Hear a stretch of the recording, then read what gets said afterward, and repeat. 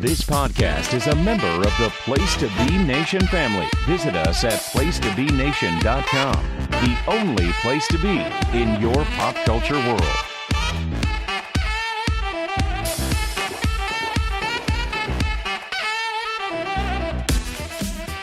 Welcome to the NBA Team Podcast. We're actually going to be doing a somewhat live watch, but it's going to be a fun one. I am Andrew Riche. I am joined by Adam Murray. Adam, why are we speaking on this Sunday afternoon, on a lazy Sunday?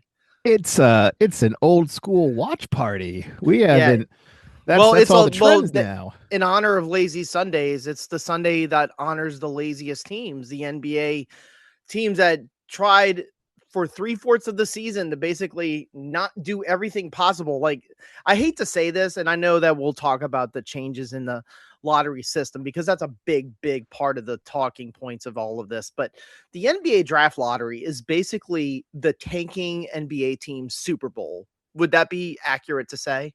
Of course, it's their Super Bowl. Like, if you get the number one pick, and the numbers show it, because, well, I mean, I also have some stats in terms of the number one picks, and it's a good pedigree. You get that number one pick, you probably get a franchise superstar. Yes, you have the potential. I mean, you could go Kwame Brown. You can go wrong. Zachary Rizichier. Atlanta Hawks. Yeah, I know, but this is the NBA. You know, ESPN's been hyping it up because that's what ESPN, they hype up everything. Yeah, but it goes on. It airs on ABC. It gets a lot of clicks. It's they also air the draft, which is a big part of their programming too.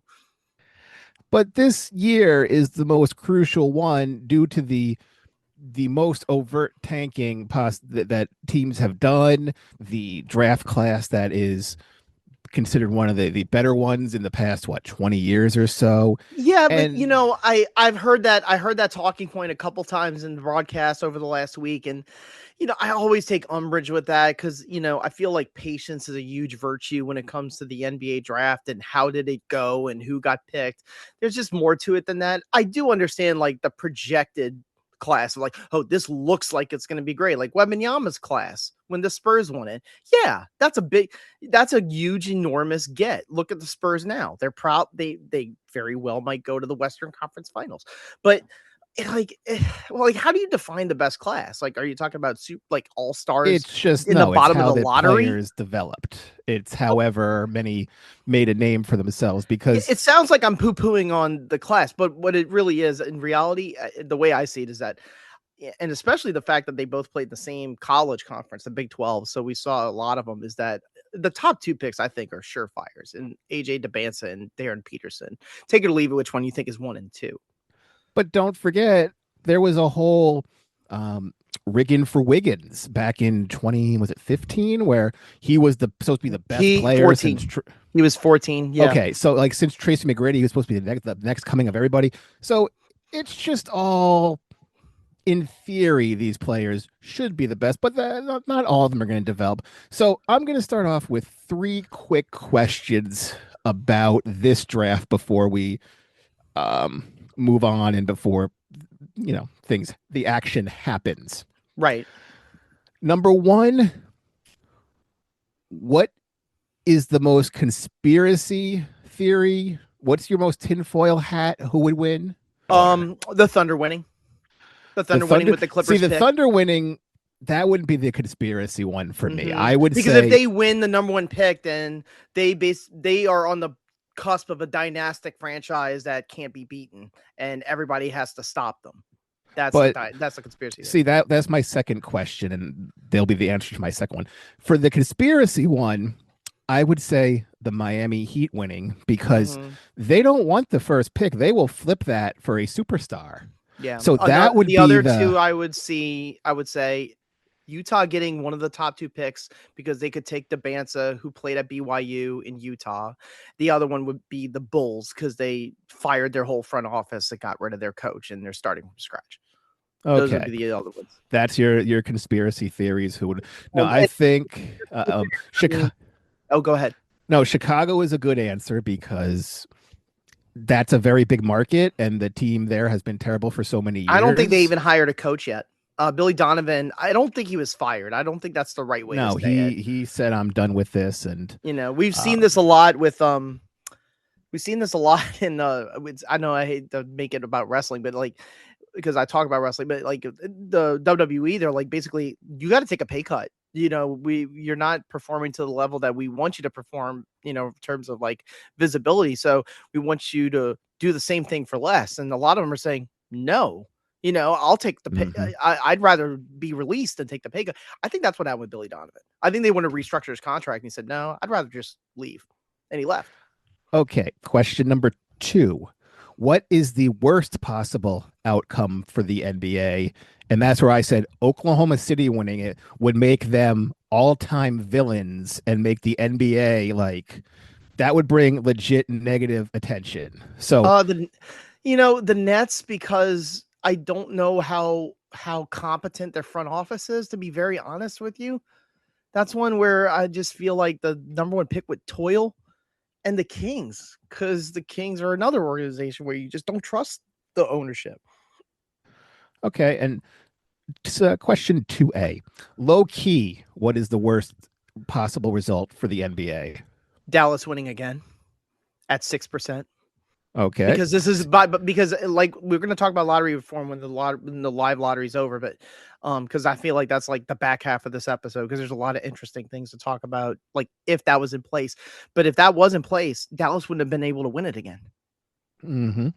That I would this say, year you can. I would say the worst thing possible for the NBA is the top 2 picks being in the Western Conference again. Yeah, that would be a because death of the blow of the one-sided nature in the playoffs that you're seeing. Like they let's say great. the top 2 go to like Sacramento and Utah. We already have nobody in the East Coast. You got watches West Peterson Coast and games. You Dybantsa in the have, Western Conference, right? and then the Eastern Conference is just you have so many gutted teams, and the balance is going to be like still like come on guys. So that I think is the worst for the possible NBA. Now, question number 3. Who would you like to see win it? Who would I like to see What win would you it? like to see the results be? Not your okay, then question 4 will be your actual prediction. My actual prediction, I think Washington's going to win it. Okay. It's either going to be Washington or Utah. Here's the thing. Like, they can do all of these preventative measures of like tanking teams. The percent chance is going to still be, there's still a chance you can win it. It's going to be a lot worse starting next year. Like, it goes from 14% to 5%. But this year for Washington, Brooklyn, and Indiana, it's a 14% chance. And for Utah and Sacramento, it's 11.5%.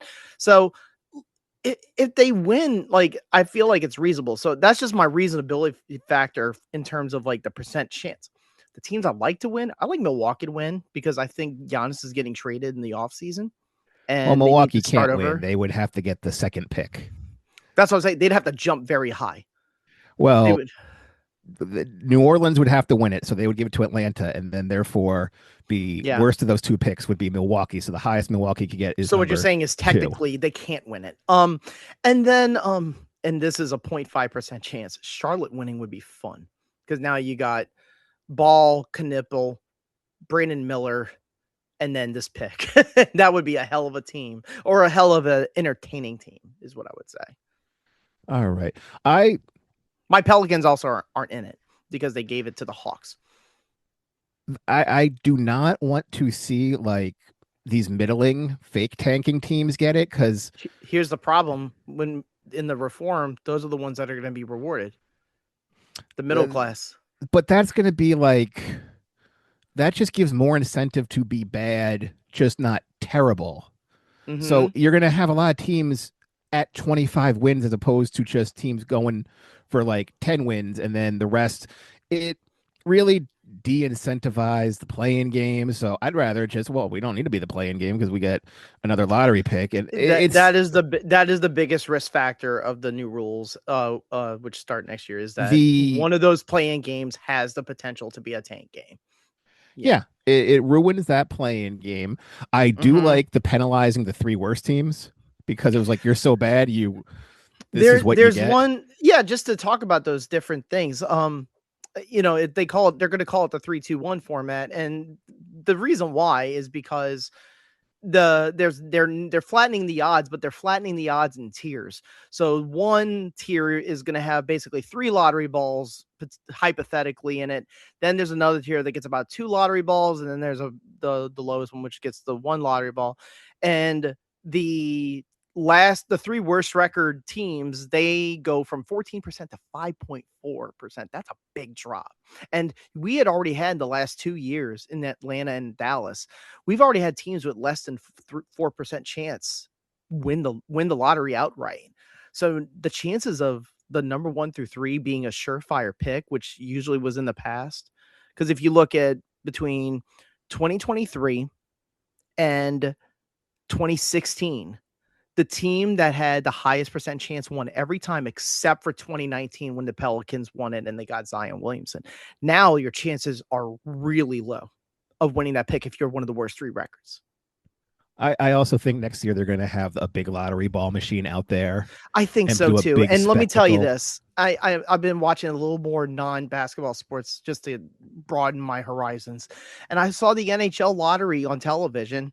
Gary Bettman's there. I still can't believe he's still the commissioner. Not in a negative way. I just can't believe he's still alive, But they did the lottery balls. They did the combination of numbers. They do the combination of numbers. Oh, the Toronto Maple Leafs won the number 1 pick. Just do it. Like, why so much secrecy? Just do it on television.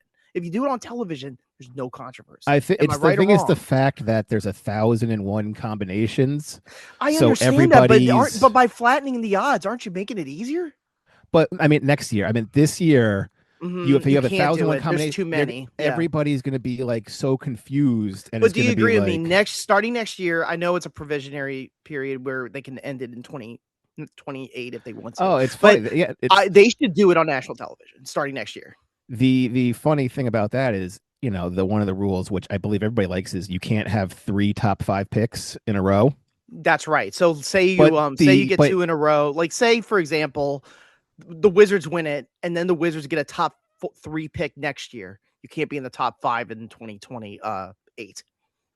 Yeah, which is fine. I understand that. Also, you can't win it twice in a row, which is why I think Dallas winning again in today's live watch show, that's another problem. I think if you have a 3rd year in a row where like the 10th best odds wind up getting it, because Atlanta jumped from 10 to 1, Dallas jumped from 10 to 1. Well, that's for those who don't know, for the casuals, that's how it happens. When you go all the way down from 14 to 1, next year it'll be 16.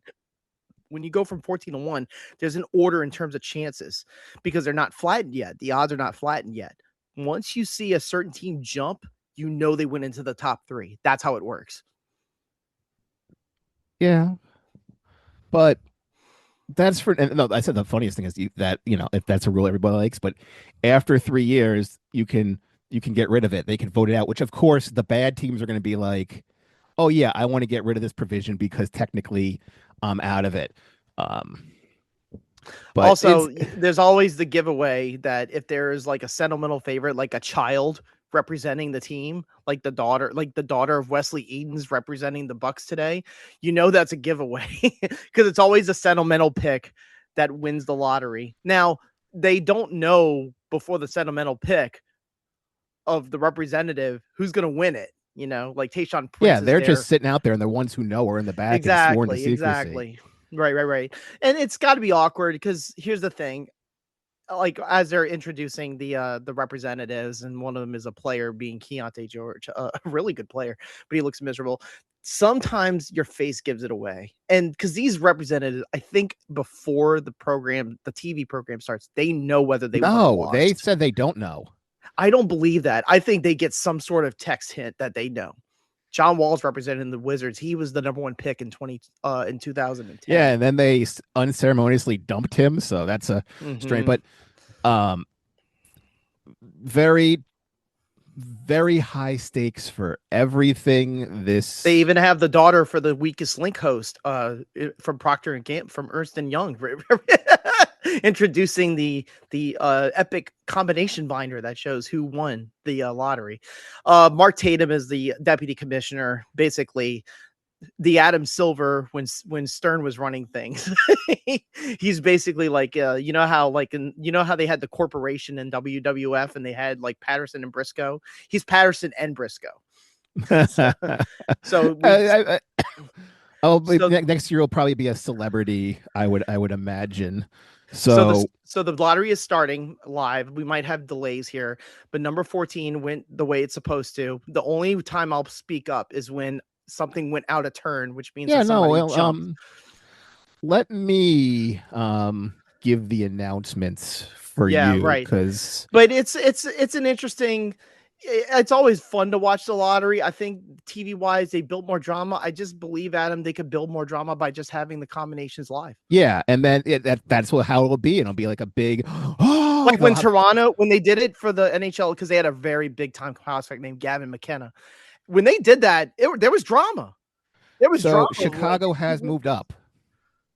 Okay. Chicago has moved up. Dallas is the 9th pick. Okay. That means, because Chicago had the 4.5% chance. They were at number 9. When Dallas goes to 9, that means they jump. When you jump, you go into the top 3. Then you do a second segment where Atlanta has the 8th pick. The Kings get the 7th pick. That means the Kings are out because they were the 5th most likely. That means the Grizzlies jumped up. Okay, so the Grizzlies and the Bulls jumped up. Brooklyn gets the 6th pick.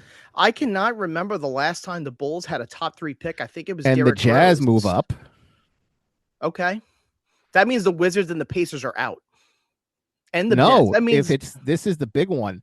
Oh, the Pacers, the Clippers are 5th. Then the Pacers are in the top. No, the Wizards are in the. What happened to the Pacers? Oh, the Pacers got the 5th pick. Because it was a Zubac trade. That means that was a big. That's what I'm like. How did the Clippers? So TJ McConnell was, I guess, their good luck charm, and the Irish luck ran out because the Pacers did a deal where they traded. Yes, and they traded for Ivica Zubac, but they had the potential to give up their top 4 protected pick. They lost it because they went number 5. It was the fact that they put the Clippers graphic up, which I'm like, now wait a minute. Here's my I quickly put on my tinfoil hat where I say, Adam Silver punished the Pacers for tanking by making them lose their pick, by capping them at 5. But that's just my conspiracy theory. Or you can say they gifted the Clippers a lifeline. Mm-hmm. So because the Clippers are going to probably see sanctions involving the Ballmer Kawhi stuff. Who knows? But he might leave in free agency. Nobody knows. But they do have Garland and Matherin, so they do have a future. So the way it sounds like, unless you want to correct me, just because I'm doing sloppy math here because we're between segments, is that the Grizzlies jumped, the Wizards are in it, and the Bulls are in it. Wizards, Bulls, Jazz, and Grizzlies. So all of those teams tanked at the end of the year. So the Bulls. Now some people would argue, well, Riche, of course, they all tanked at the end, but they were the most egregious. The Wizards, the Wizards, the Jazz, the Wizards did the completely. The Bulls no, because the Bulls said we need to blow this up, and they did it in a weird way where they traded. They have a weird. Well, they did it after the season was over. They you can't say it was tanking when they still tried to win with a weird 20-guard roster. And I also have to make a case. Like I said, you might have to correct me here. I do not think the Grizzlies have ever had the number 1 pick in their history. I want to say the highest they've ever gone is 2 with Morant and Hashim Thabit. And OJ Mayo was 3rd. So I think this is OJ Mayo was 3rd, and was Steve Francis 3rd before he refused to play there. So the two of the ones that I said I think reasonably might win it, and one was a 14% chance, meaning the Wizards, and the other being 11.5% chance, the Jazz. So again, still there. Top 2 are Memphis and Utah. Having them out in the West is not good for the NBA as a product. Am I doing the math right, or did the Nets fall to 6th? The Nets did fall to 6th. That is a real bad blow for them, man. I mean, I don't know if they did anything to deserve it, as I put on my tinfoil hat. but no, they played the hard. They didn't tank. No, and Jordi Fernandez, I think, is a good coach. he overachieved. It was just the 5 people they picked last year Mhm. are all bad. Right. And And well, they got 5 picks. They got 5 first-round picks in 2025's draft. And everybody had grand plans of, oh, they're gonna get a star here. They can get Zion, they can get this guy, they can get John Morant. They didn't get anybody. And so they wound up just keeping the picks. And some of them wound up showing signs of life, like Ben Seraph and Drummond, but like it's gonna take a while. The Grizzlies soft tanked, but they also have good management. But you do have the sense, especially after the Jaren Jackson trade, that John Morant might be on the way. By the way, did you see that John Morant and Jaren Jackson Jr. sat courtside to watch Desmond Bane in the playoff game? but they can't be friends. They can be friends, but you can't sit courtside and do hand signals. Like, come on, man. You can't watch it from a skybox? Like, that's clearly an advertisement of hey, John Morant wants to play for the Magic because they need more offense. Like, I mean, there's no more obvious show off than that. The only other one was when LeBron showed up in the second round of the playoffs in Cleveland, courtside for Cleveland. Which, by the way, that still might happen. LeBron still might go back to Cleveland. Nobody has money that he thinks he wants. He would take the he would have to take the taxpayer MLE. But he might. I mean, I don't know. Yeah, if he wants to take 14 million, he has his choices of places. He can do it if he wants to, and he can announce this. This is my last year. When you have his agency and everything, well, no, he shouldn't take a pay cut. We okay, can. cool. I feel like I feel safe enough. I don't think I'm jinxing anybody. There's no 2004 Yankees situation here. I think I feel safe enough to go post-mortem on LeBron with the Lakers because number one, I don't think he's staying there next year, and number two, the Lakers are going to get eliminated by the Thunder. Here we go. Number 4 pick, we have the Chicago Bulls. So the Bulls jump, but they didn't jump to number 1. 4 is still good enough for them. It is.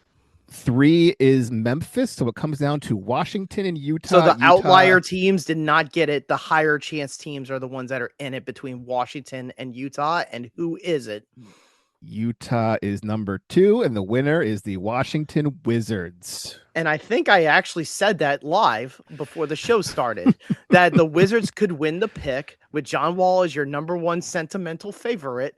By the way, also, former players in the top, meaning Keontae George was the representative, and he's just kind of sitting there stoically. And John Wall about to do the Dougie. He's happy. So now, since we have this, let's get the lesson learned, Adam, is this: if you give up 83 points in a game to a star player, you get the number 1 pick. Now we will see a man get 100 points in a playoff in an NBA game. I would say this, but you can tank. But if you clearly show that we're going to start contending next year by, trading for Trae Young and Anthony Davis, okay, we were bad. We admit we're being bad, but you can see we're not. But as I put on my tinfoil hat, that is not a very strong conspiracy theory. That's actually a sensible, logical theory. I need something more conspiratorial. Here is also the conspiracy that does come in is that the man who played in Provo, Utah for $10 million is going to go play for the Jazz. He doesn't even have to leave the state. He can be the hero of Utah. This is my question right now. Do you think Washington is going to hold that pick hostage and hold Dybantsa hostage? I think he wants Peterson. I don't you mean between 1 and 2 and make sure because who they want. You guys want it. You got to trade up to 1. Well, that's also a good theory. I've seen some of the analysts say, well, if the Wizards get a high pick, they'll probably want a wing because Trae Young is there and he's going to probably sign an extension, which he was secretly promised when he got traded to Washington. I still think they'll take Peterson, but do you run the risk? Yeah, possibly. But I think they'll just go formality 1-2. Like what would Utah, what would Trader Ainge, because there's Austin and Danny, what would they give up in order to make sure they get I don't know, but if you're Washington, wouldn't you be like, we're going to take Dybantsa? They could have 2 Georges now. They can have Kaishan George and Keontae George. They'd be unstoppable. But no, I get the sense Peterson's going to go 1. That's just the sense I get. I could be wrong. Peterson's had his controversies. I don't want to say he's been on a reconciliation tour with the media, but he has made some excuses about his issues like cramping, saying he took too much creatine and things of that nature. Because there's been a lot of murmurs about how he basically was paid for play and he didn't try hard in Kansas. But the talent is undeniable for Peterson. So now conspiracy theory number 2, do you think Memphis they gutted everybody? Do you think they just take Boozer, or do you ship out John Morant and get like Acuff? Yeah, I would take Acuff and ship out Morant. I like Acuff a lot. That was one of my favorite players in college. He's not perfect, but he could go to 3. Boozer has potential. I mean, Boozer has potential, but Caden didn't actually go to the draft. He actually stayed at Duke, so it's just Cameron. But Cameron's the guy with the big upside. So, and then there's Caleb Wilson in North Carolina. There's Keaton Wagler, who came out of nowhere and had a great year in Illinois. Kingston Flemings is a nice point guard that played at Houston. Nate Ahmet is a big dude. So they got some guys that could be like potentially good players that are in the lower side. So it's not it's not doom and gloom for like the Nets and the Hawks and the Bucks. Like they still have potential. Remember, what pick number was Donovan Mitchell picked? 13th. Paul Pierce. I mean, I'm telling you, man, like you never ever know in the lottery. If you're in the lottery, you got a shot. That's the other thing that changes next year. The next year there's 16 in there. 2 play-in teams can make. 2 teams that actually make the playoffs can make it. Yeah. The problem with I think with right now, just looking at the sort of the but the team that the team that everybody's going, who's the big winner is the biggest winner are teams that tanked but made big moves in the regular season to try to show like they want to try. Jaren Jackson with Utah, Trae Young and Anthony Davis with Washington. Well, now you have veteran stars and you get top picks. Again, there you go. You have Washington. We traded for salary. We're spending money. Therefore, we're going to win. Utah, they're like right below the tax, actually. Utah, we traded for Jaren Jackson Jr. We're going to start playing next year. Okay, fine. Here, we're going to push your team up. Well, you have Brooklyn. Oh, no, we still got our roster. We have no intention of doing anything. And the big loser is very obvious. It's the Pacers. You had the second best chances. And you could have added a star rookie to go with a team with that, made the NBA Finals a year ago, and you get no pick. You have to give it up to the Clippers. That was the high risk of that trade, which you get Zubac. You get Zubac next year, which is fine. Well, by far, Zubac is better than any of these guys on day one right now. Yes, all these guys are unproven. Right. So it was a fun exercise. It's a good draft. The Thunder did not get they didn't steal the crown, per se. Like they can't have their cake and eat it too. They're gonna wind up 12th, but they still get a pick and they're gonna be able to add something.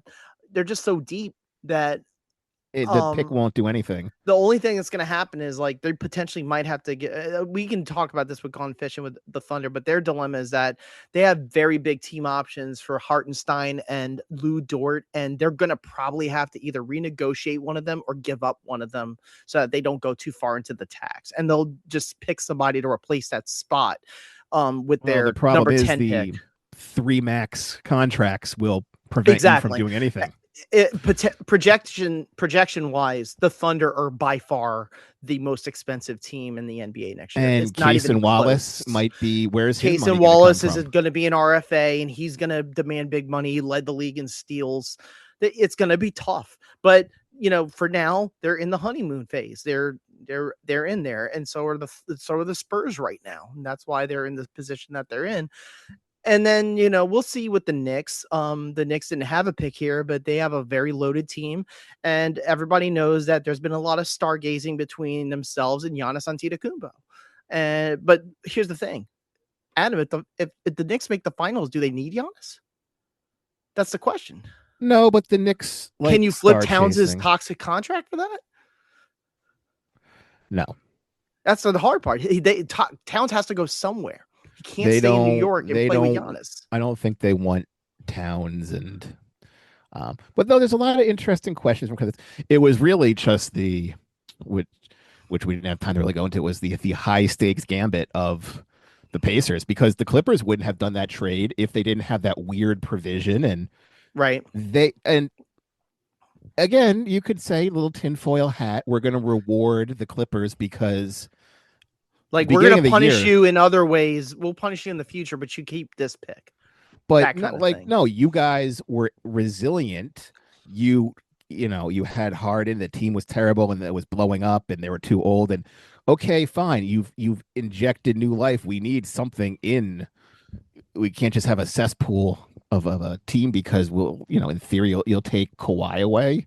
Because you void his contract, he'll just be like, yeah, I'm gonna go sign elsewhere. So I know this sounds like we just kind of, then why we do all that? Well, it's just fun to watch the whole thing in action. But when you look at Washington, they had a 14% chance, and that kind of goes with the process. No pun intended, that one of the worst three teams gets the number one pick. And to be very truthful, the Hawks and the Mavericks winning it the previous two lotteries were outliers. The Pelicans winning in 2019 was an outlier. It wasn't supposed to happen. Yao Ming going to Houston was an outlier. That was not supposed to happen. Now, we can all have conspiracy theories. And I think the thing that would most likely debunk the conspiracy theories would be to just have it on television, the actual lottery itself. But do you have certain thoughts about the new 3-2-1 format next year? I think I like the punishing the worst teams. I don't think, let's say the Chicagos, the Milwaukees, the New Orleanses, they have no incentive to try for the play-in game. Correct. But they also don't have incentive to tank. So basically the middle, it's almost like what's the word? What's the phrase? It's like the new Reaganomics of the NBA. The middle class gets rewarded.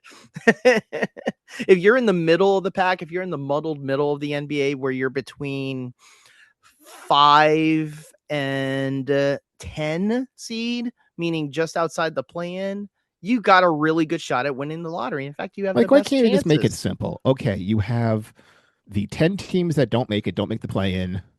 You get one ball each. Yeah, that's it. I don't agree with a playoff team being in it. I would have just stuck with the 14, but I understand why they did it. They did it to do their best to protect the play-in tournament from to incentivize tanking. Them trying to get a ball. But they couldn't go all the way with it, because if that was the case, you would have had the 7 seeds in there too. So there is potential, and it's gonna be really crazy that in the 8-9 matchup, I guess you could, or in the 9-10 matchup, I believe you would have potential of a tank, potential. Now there's one part that I think is important, but it was in the fine print, and I saw it in some of the articles, but I don't think it was scrutinized too much. The commissioner on a case-by-case basis can change things. Penalize. He can penalize perceived taking. I think that's important. Now, this also means you have to put trust in Adam Silver to be a disciplinarian. He's shown he's not a disciplinarian. He's not. He's very sneaky, like what he did with Robert Sarver, what he did with who was the owner of the Clippers who got banned? Like the guys like that, Donald Sterling. Like there are guys like that where he's laid the law down. But then there's a lot of cases like Steve Ballmer with the Clippers who kept their pick today. Like there are guys like that where they're just like he just turns a blind eye to it in China and all this stuff. But I really wonder if he'll have a scenario where he sees blatant tanking by a team and he'll just say, I'm turning your 8% into 5%. I think that's possible. I would say that would create a lot of tension between that and the very much so. Yes. The union. It would also create conspiracy theories that the commissioner hates team X. Well, the problem is the most egregious. Well, the Kings with that Warrior game, we talked about it when the season happened. That was a lot less. That was a lot more broad than people made it out. People made it out that like was a very funny obvious how tank. but it wasn't You're that tanking, obvious. and it was, oh no, your coach really is bad, Right. and that was sort of And the that's where people got it mixed up. The casuals saw it. You see, they're trying to deliberately throw a game. Like, no, they're just poorly coached. The Indiana one, yes, there were a lot of DNP scenarios where it was very obvious. The Jay Huff missed free throws, if you remember that, against the Clippers. Where you think to yourself, you clearly didn't want to win. You know what I'm saying? So there were scenarios there where you could tell teams were trying. The Washington Wizards, I just think, I'm going to be very honest, Adam, I just think the Wizards are just poorly coached. In fact, they had a poll with the players and coaches where they asked, who's the worst coach in the NBA? They said Brian Keefe. And yeah. and he just got rewarded with the number 1 pick. So I got a Well, feeling we're going to give coming. you a shot with it. And if it doesn't work for a half a season, you're gone. Great. Exactly. Thank you for tanking, but we're going to make the playoffs this year. And if you're not even close off the start, you're. So, I mean, ever since they traded Bradley Beal, it's been molasses. Even when they had Bradley Beal, it was a little bit of molasses. They did have that one postseason where they made the play in with Beal and Russell Westbrook for, I think, one season he played there, but it was not it was Scotty Brooks was still coaching, but it was a little bit of like a farce. People knew like that you can't take this team seriously. They just wound up being like one of the best bad teams. It's been awful for them since. They've had some good picks. I like Kaishan George. I think Alex Sarr is going to be a really good center. He wasn't the number 1 pick in 2024, but he went number 2. And I think he's got potential. What do you think this number 1 pick can do for them? Fortunately, I think has kept his job is the development of George and Sarr. Yeah. The problem with the Wizards is they have too many players that, who were potentially developmentally untouchable. And let's be clear, Dybantsa is a possibility. If I had to put the possibility, I would say 70-30 Peterson. But Dybantsa is a possibility. Because you have your point guard set. You got Kaishan George, who's all set. Well, what happened to Bub Carrington? Yes, we have Davis, but you got to take into account Davis will miss about 25 to 27 games minimum. You have Koulibaly, whom they loved, but now can't shoot for anything. And you have Will Riley. Well, what happens to those guys? He's a rookie. Yeah. You have so many bodies on there. Like, what happens to these people, these, lottery picks that you picked where, don't forget for Bub Carrington, they traded away Denny Avdija, who is now Turbo or Sonic, whatever they call him in Portland. In Portland, yeah. I saw him tussle with who was it? Who did they play in the first round? It was it's Stephon Castle. Him and Castle got at it bad. Like I thought they were about to have like a Donnybrook. But yeah, Avdi is an intense player. He clearly had a lot of motivation to want to be really good, and he showed it in Portland. And I even when they made the trade a couple of years ago, I said, man, Washington gave up on him way too early. So you wonder if they're fearful of giving up on some of their younger players too early, is what I'm trying to say. Have too many of them. The same thing with Oklahoma City. And you made those deals, and you made those deals for Young and AD, and they need their spots and they need their minutes. Exactly. So it keeps the NBA a buzz because it also helps with ticket sales. It also helps with ticket sales for the Wizards because now you can promote. We have Trae Young, you have a big Anthony Davis, and we have Peterson / Dybantsa. Like that's the same a good thing start. Was supposed to be Davis. For Utah, this is a small victory. This is a small victory. I feel like this is what they've been waiting for because one way or another, I think Utah gets a player that they wanted. Hopefully. It's just like Ace Bailey. They were at 4.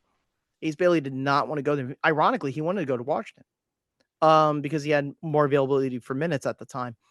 And Utah was like, no, we're going to pick the best available player. That's Ace Bailey. We're picking you. You're going to learn to like it. So I feel like the Utah just wants to pick whoever's left. What is Utah doing? This will end with this.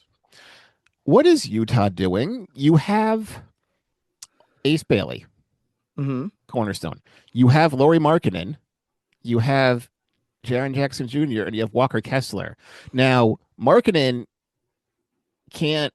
All three have to play separate positions. Yeah, and Markkanen has a lot of years left on his deal at max at veteran max. He's movable, but I think he's going to stay there.